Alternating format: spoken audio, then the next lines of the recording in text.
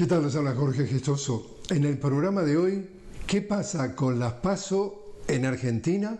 Con otro notable invitado, Leopoldo Raúl Morzó, diputado nacional, directamente desde Buenos Aires. Leopoldo Raúl Morzó, una cálida bienvenida al programa. Gracias, Jorge. Leopoldo, ¿qué pasa con las PASO? Bueno, las PASO son una especie de gran encuesta previa a las elecciones generales. Es donde se define dentro de cada fuerza quiénes van a ser los candidatos que finalmente van a competir en las elecciones generales, que en este caso son elecciones para elegir presidente y vice de la nación y legisladores nacionales, porque ya se llevaron adelante muchas de ellas en el ámbito de las provincias. Yo creo que van a ser unas PASO muy competitivas, de difícil pronóstico, porque en Argentina hay una especie de ruptura en materia de representatividad entre el conjunto de la ciudadanía y el sistema político. Y eso hace posible que en las PASO haya todavía un alto nivel o un relativamente alto nivel de abstención o de voto en blanco, pero cosa que después se va a revertir, como ocurre siempre en las elecciones generales.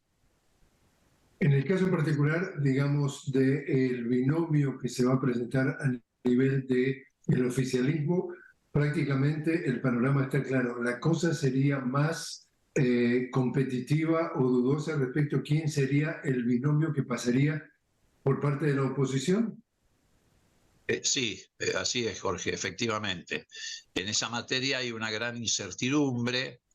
Se está desarrollando una campaña en la oposición muy agresiva entre los candidatos que compiten en la franja opositora, por momentos descalificatoria, estigmatizante, se cruzan acusaciones muy duras, acusaciones de las que después es difícil volver, esto mirando el hecho de que quien gane después debería teóricamente contar con el acompañamiento de quien pierda, pero por el tono que está teniendo esa campaña en la oposición, también está en duda que esto ocurra.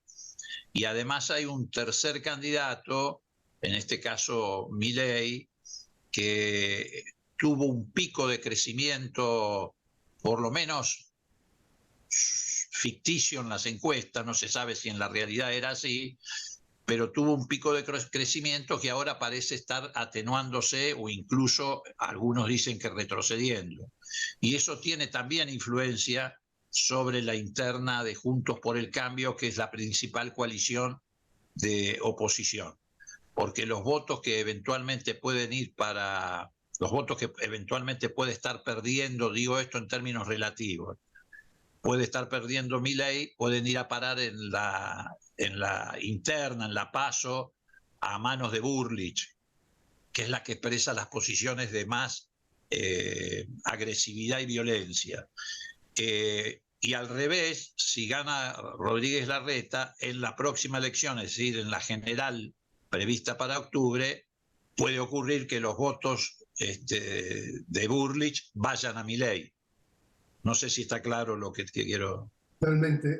Entonces, esto confirmaría de que te acuerdas mejor que nadie que se trató de pintar, por lo menos se hablaba que incluso la vicepresidenta Cristina Kirchner hablaba de que el panorama electoral estaba dividido en 3/3, uno representado por el oficialismo, otro por la oposición macrista, es decir, del expresidente Mauricio Macri, y el tercer tercio sería este fenómeno de la ultraderecha de este señor Javier Milei, que sería el José Antonio Kast de Chile, el Bolsonaro de Brasil, el trumpista sudamericano. Es decir, ese extremismo que reencarna este personaje, que quiere liberar la economía al punto de que se libere la venta de órganos a ese nivel, ese señor entonces se está desinflando o se estaría desinflando. Da esa sensación. todo lo que te digo siempre, por eso digo que es relativo, porque, bueno, además aquí en Argentina hace muchísimos años que ya las encuestas vienen fallando mucho en sus pronósticos. Además porque la irrupción de los medios, digamos, de las redes sociales, etcétera, siempre crea climas de ficción, que no siempre se traducen en la realidad cuando se abren las urnas. Pero lo que sí es cierto, y creo que eso está confirmado por todos, incluso por los sectores de la oposición, es que el oficialismo ha recuperado mucho terreno. En primer lugar, si nos miramos desde el punto de vista del plazo corto, del corto plazo, porque la fórmula es potente, es una fórmula capaz también de salir a disputar votos en los sectores medios, en las clases medias, el voto de centro, el voto denominado independiente o como vos lo quieras llamar. Y en segundo lugar, porque se empiezan a percibir situaciones que la sociedad comienza a valorar, como por ejemplo el hecho de que está creciendo el nivel de empleo. A lo largo de esta gestión de nuestro gobierno, el empleo creció en 3 años y pico en 1,5 millones de trabajadores registrados. El último registro es del mes de abril, se incorporaron 17.000 trabajadores registrados. El nivel de actividad económica es un nivel de actividad económica razonable, crece el PBI. La deuda que tenemos pendiente, claro, está vinculada a un altísimo nivel de inflación y eso deteriora el nivel de ingresos. Pero a la vez se da la paradoja de que estamos en el nivel más bajo de los últimos 30 o 40 años en materia de desocupación. No te digo pleno empleo, pero debemos andar rondando en un 5 y pico, 6% de desempleo, que es un índice bastante razonable a la luz de lo que ha pasado en el mundo con la pandemia, donde se perdieron 200 millones de puestos de trabajo. Y además hay mucho desarrollo de obras de infraestructura, una de ellas se acaba de inaugurar hace pocas horas, que es la obra de infraestructura más importante de los últimos 30 años en la Argentina, que es un gasoducto que no solamente va a fortalecer el suministro de gas a los hogares argentinos y a las industrias argentinas, con la perspectiva de extenderla a Brasil y a Bolivia y exportar gas, lo que cambia la ecuación no solamente energética, sino de la balanza de pago a favor de la Argentina. Bueno, la sociedad está advirtiendo que hay una planificación de futuro por parte de Unión por la Patria o del gobierno, y eso también está influyendo en el resultado electoral. Porque justamente tú decías que era un binomio potente el oficialista. El candidato a la presidencia es el actual ministro de Economía. Y el candidato a la vicepresidencia, ¿qué título tú le presentas al público? Candidato a la vicepresidencia es el jefe de gabinete Ahí del está. gobierno. O sea que son dos personas que actualmente están absolutamente inmersas en el gobierno. Ahora, Leopoldo, esto es, como sabemos que la política es un juego sucio, ambos, digamos, rivales, estamos hablando entonces de oficialismo y oposición, se echan las culpas de esa deuda externa. El oficialismo que heredó, entre comillas, un muerto que le dejó Mauricio Macri. Y la oposición hoy es, estos señores muestran su inutilidad porque estamos viviendo una inflación de más del 100%. ¿Quién tiene la culpa?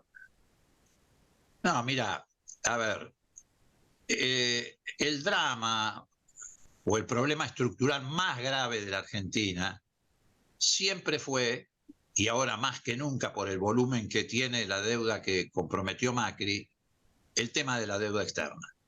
¿Por qué? Porque el tema de la deuda externa se articula, se combina, se junta con un problema que es crítico para la Argentina, que es la falta de divisas. La Argentina, para sostener su nivel de actividad, necesita ingreso de divisas para poder comprar insumos importados que, a su vez, sirvan para que la industria se desarrolle, crezca, etc. Porque respecto a cualquier país de América Latina, tal vez con excepción de Brasil, seguramente con excepción de Brasil, nosotros somos un país que tiene desarrollo industrial.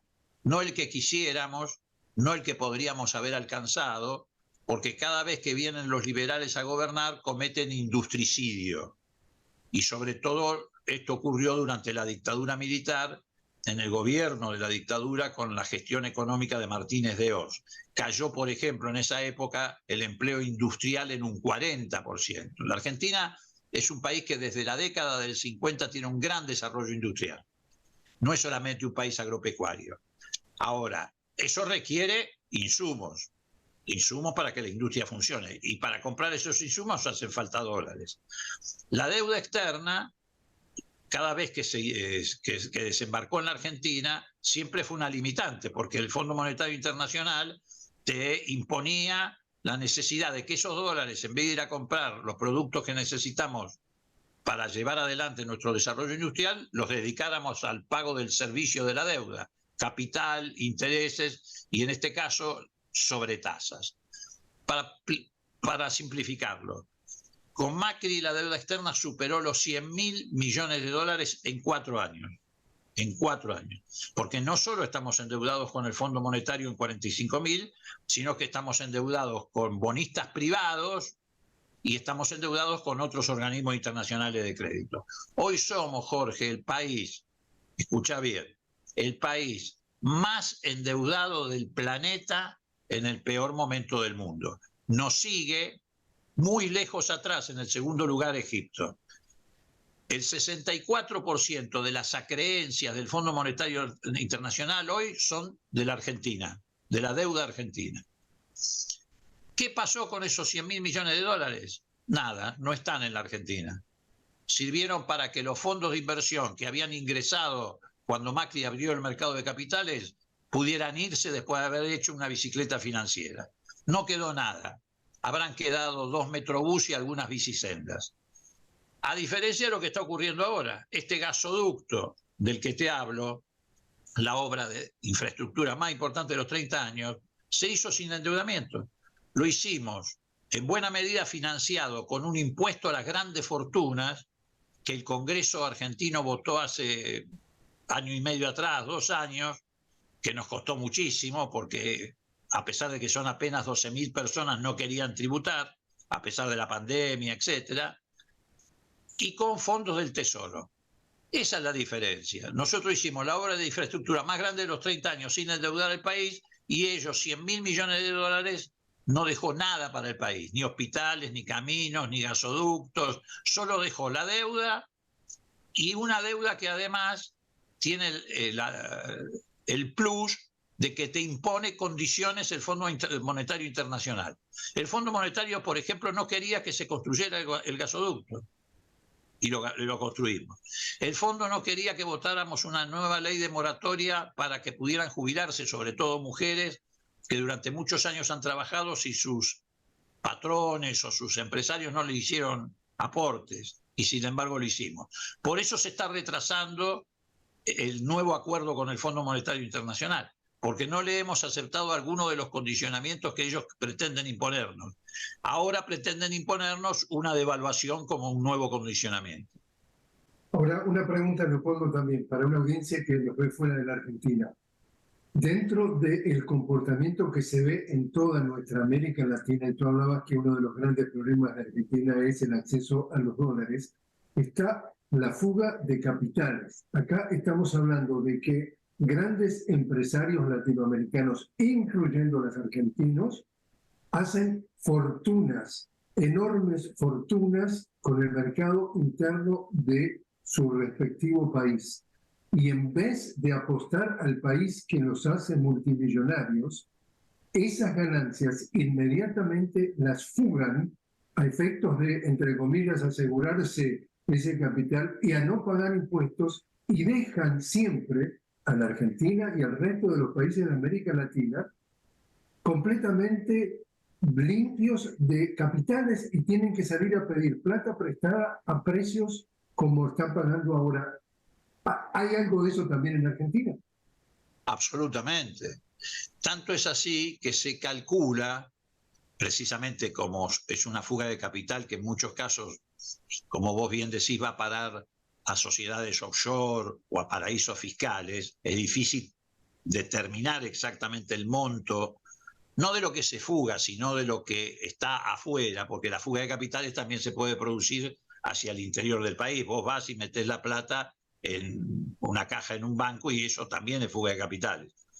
Pero se calcula que capitales argentinos fuera del país, o sea, en el exterior, hay aproximadamente entre un 70 y un 90% del equivalente a todo el Producto Bruto Interno de la Argentina.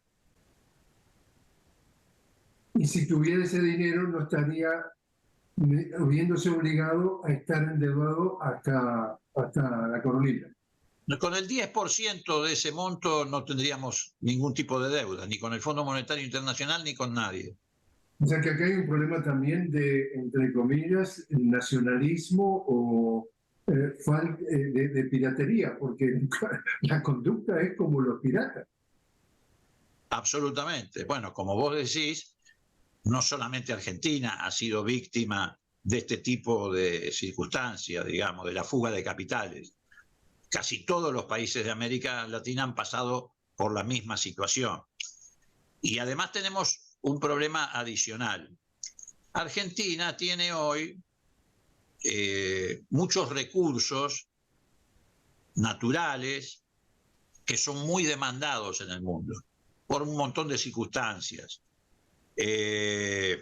Tenemos litio en una proporción muy alta, bueno, tenemos gas y tenemos petróleo, sobre todo de esta nueva modalidad no convencional de explotación.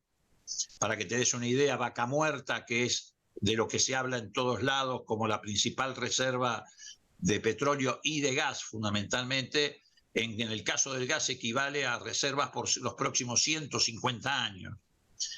Pero ¿qué sucede con eso? Eso es una gran ventaja, pero también un enorme peligro, porque precisamente los países centrales, en particular Estados Unidos, pretenden apropiarse de esos recursos. ¿Y cuál es la vía de apropiación de esos recursos?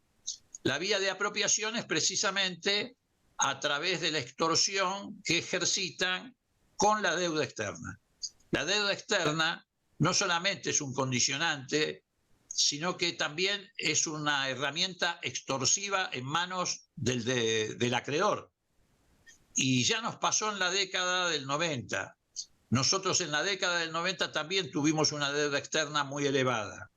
Y los pasivos de esa deuda externa los cubrimos con los activos que significó privatizar las empresas nacionales prácticamente a precio de miseria, a través de cambiar lo que se llamaban los bonos Brady, a través de esos bonos Brady entregando empresas nacionales. Bueno, ahora estamos con el mismo riesgo respecto a los recursos naturales.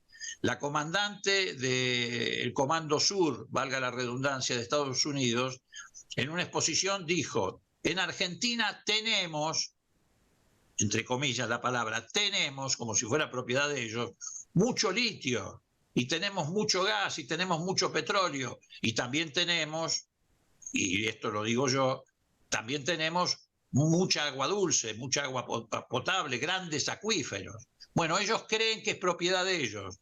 Y entonces, a través de esta deuda externa, extorsionan para apropiarse de esos recursos naturales.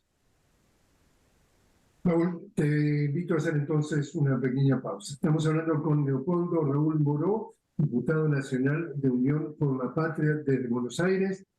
Enseguida regresamos.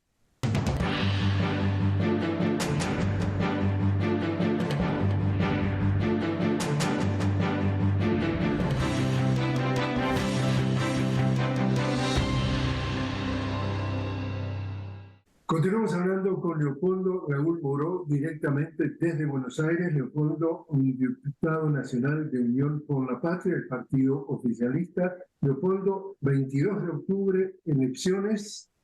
¿Habrá segunda vuelta? Es probable. Tampoco uno podría afirmarlo definitivamente, porque depende precisamente de la elección del 22 de octubre, cómo se distribuyan los votos. Nosotros tenemos un sistema muy especial de doble vuelta. En la Argentina no es solamente 50 más 1 más un voto, como en cualquier otro sistema de balotaje en general. En la Argentina, si una fuerza política alcanza el 40% más un voto, pero tiene una distancia del 10% respecto al segundo, ya con eso es suficiente para que se consagre presidente de la nación sin segunda vuelta. Es muy difícil saber qué va a ocurrir en ese sentido. Nosotros somos muy optimistas, vemos una fuerte recuperación de nuestra fuerza política, hemos logrado un proceso de unidad prácticamente sin traumas de ninguna naturaleza, vemos una oposición muy fragmentada entre distintas alternativas de derecha y ultraderecha que compiten entre sí. Por supuesto, la ultraderecha actúa como imán de la derecha y los tira cada vez más a la derecha, a los de centro derecha, por decirlo de alguna manera. Entonces todo depende de cómo resulte las PASO, de quiénes sean los candidatos de la oposición. Pero nosotros tenemos un gran optimismo. En este momento esta fórmula está acompañada por todo el espectro del movimiento obrero argentino, todas las variantes ideológicas y políticas del movimiento obrero argentino, desde la clásica CGT hasta las variantes de otro tipo, están apoyando la fórmula. Hay un fuerte apoyo de pequeños y medianos empresarios y comerciantes que no quieren volver a las políticas liberales que le bajaban las persianas del comercio de la fábrica. El movimiento estudiantil está muy acompañando y encolumnándose porque la derecha propone arancelar las universidades argentinas, que han sido históricamente gratuitas y de altísima calidad pedagógica y científica. Sectores del clero están apoyando esto porque tienen miedo que el triunfo de la derecha o la ultraderecha desemboque en una violencia incontenible como consecuencia de sus políticas de ajuste.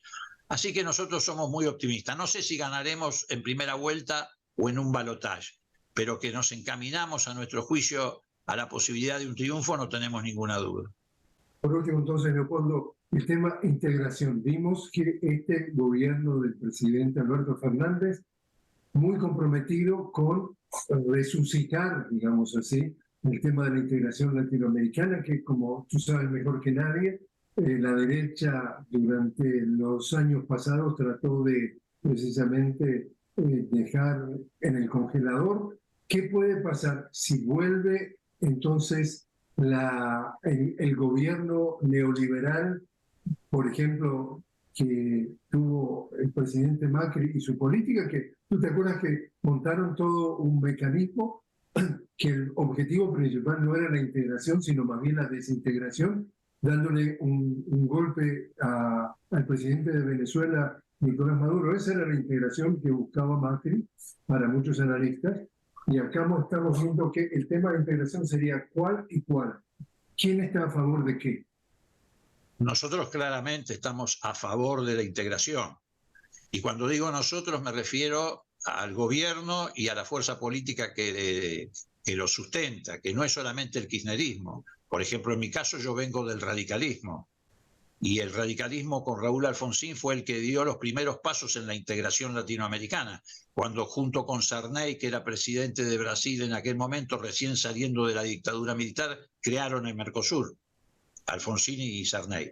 Después esa línea continuó y profundizó Néstor Kirchner y Cristina Kirchner, y se extendió al UNASUR y se extendió a la CELAC, es decir, a todo el continente con excepción de Estados Unidos y Canadá. Es decir, el camino nuestro está muy claro, es la integración, es la articulación de América Latina, el Caribe. El camino de ellos es el camino de los que se sienten más cómodos con la violencia que con la democracia. Esto es lo que le pasa tanto a Macri como a los sectores de ultraderecha en Argentina. Su candidata Burlich se sienten más cómodos con la violencia que con la democracia. Por eso cuando gobernaron destruyeron este mecanismo de integración, lo trataron de sustituir, como vos recordarás, y la teleaudiencia también, con el Grupo de Lima, que fue el que propició el golpe de Estado en Bolivia. Desde la Argentina se contrabandearon armas para llevar adelante el golpe de Estado en Bolivia. Y también se proyectaba un golpe desestabilizador en Venezuela, en aquel momento con la complicidad del gobierno de Colombia, en sociedad con el gobierno de Macri. Pero bueno, me parece que eso se está disipando en América Latina y precisamente para que se consolide hace falta nuestro triunfo en Argentina.